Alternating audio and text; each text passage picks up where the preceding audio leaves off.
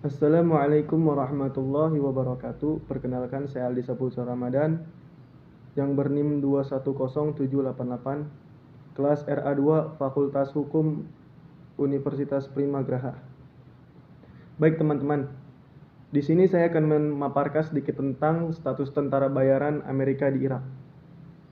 Untuk memenuhi syarat nilai UAS ujian akhir semester Hukum Humanitar Internasional, yang terhormat sebagai dosen pengampu Ibu Heni Rohaini, MH, CPS, CPCLE, ACI, ARB, CPT, CPM, CPLI. Nah, kita masuk di sini. Tentara bayaran di sini disebutkan sebagai istilah yuridis, yaitu mercenary, dan masyarakat umum kadang menyebutkannya dengan istilah soldier of future.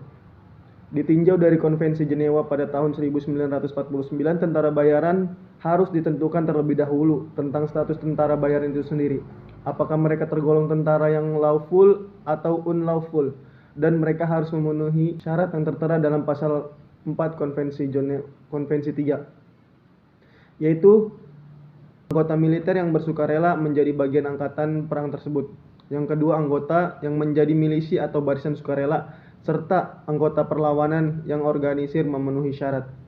Dan masih banyak lagi di dalam pasal 4 tersebut yang tertera dan diperjelas secara tegas yang mengatur tentara bayaran terdapat dalam Protokol Tambahan 1 tahun 1977.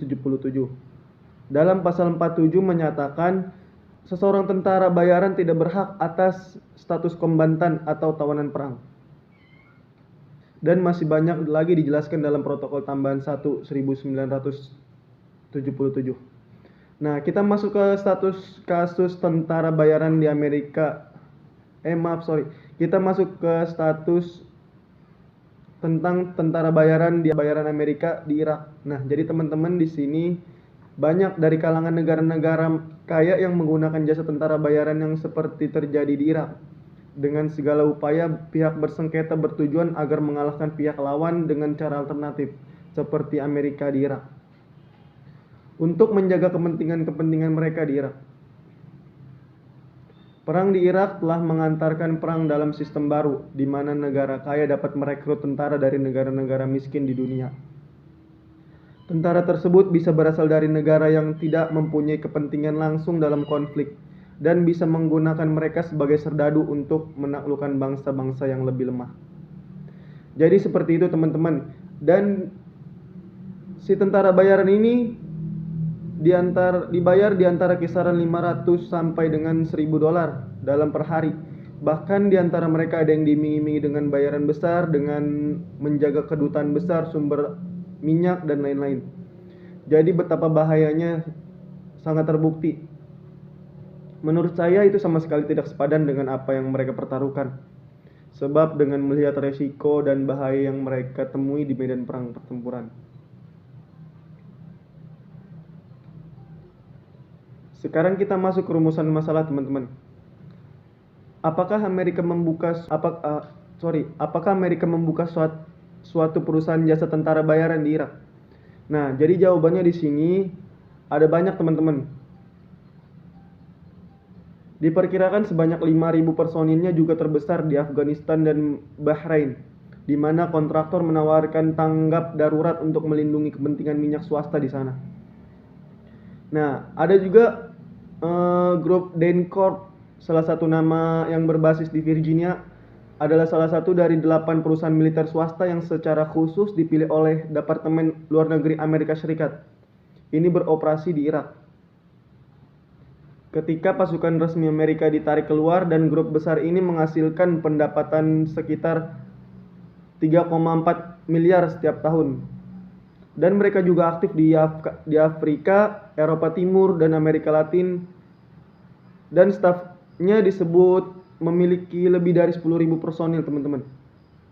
Sungguh banyak sekali. Nah, ada juga G4S, Secure Solution. Itu salah satu nama dari grup terbesar di Amerika dengan lebih dari 625.000 karyawan di grup ini nih. Grup keamanan terbesar ini adalah pemberi kerja swasta terbesar di dunia, sementara sebagian bisnisnya berfokus pada keamanan rutin bank, penjara, dan bandara. Dan sekarang kita masuk ke rumusan masalah yang kedua. Bagaimana tanggapan perlindungan terhadap tentara bayaran yang meninggal atau terluka? Nah, jadi di mana rumusan masalah ini bertujuan mengetahui bagaimana perlindungan atau tanggapan jika ada tentara bayaran yang meninggal atau terluka. Nah, seperti yang diatur pada pasal 13 Konvensi Jenewa 1, 2, 3 tahun 1949 pada pasal 4 Konvensi Jenewa 3. Dengan demikian merupakan kewajiban bagi pihak-pihak yang berperang untuk melindungi orang-orang tersebut. Seseorang yang berstatus kombatan mendapatkan perlakuan sebagai tawanan perang apabila sudah tidak mampu lagi dalam bertempur, dalam kurung hors de combat, dan jatuh ke tangan musuh. Nah, hukum humaniter bertujuan memberikan perlindungan dan pertolongan kepada mereka yang menjadi korban perang, baik mereka yang secara aktif turut dalam permusuhan dalam kurung kombatan maupun yang tidak turut serta dalam permusuhan atau penduduk sipil. Sebagaimana diketahui, kombatan atau anggota bersenjata merupakan orang yang berhak ikut serta dalam suatu konflik bersenjata, sehingga mereka sebagai pihak yang sah untuk menjadi korban. Namun dengan demikian menurut hukum humaniter, bahwa mereka harus tetap dilindungi secara manusiawi sehingga mereka yang terluka, sakit, ditahan oleh pihak musuh, tidak dijadikan objek kekerasan atau disiksa atau dibunuh seperti yang diatur dalam Konvensi 1, 2, 3 pada pasal 13. Dalam Konvensi 1 dan 2 dan pasal 4 Par A dalam Konvensi 3 dari Konvensi Jenewa pada tahun 1949, teman-teman. Nah, kesimpulannya di sini, apakah perang selalu dianggap sebagai salah satu cara menyelesaikan persengketaan dengan menggunakan kekerasan bersenjata? Sebab perang persengketaan di Irak ini menciptakan dampak serius dengan banyaknya korban termasuk tentara resmi dan tentara bayaran yang tewas atau terluka. Sungguh hal ini menunjukkan perlunya pertanggungjawaban dalam menggunakan kekerasan bersenjata. Nah, jadi teman-teman, berikut hanya itu saja yang bisa saya sampaikan. Kurang lebihnya mohon maaf dan dimaklumi. Wabillahi taufiq wal hidayah. Wassalamualaikum warahmatullahi wabarakatuh.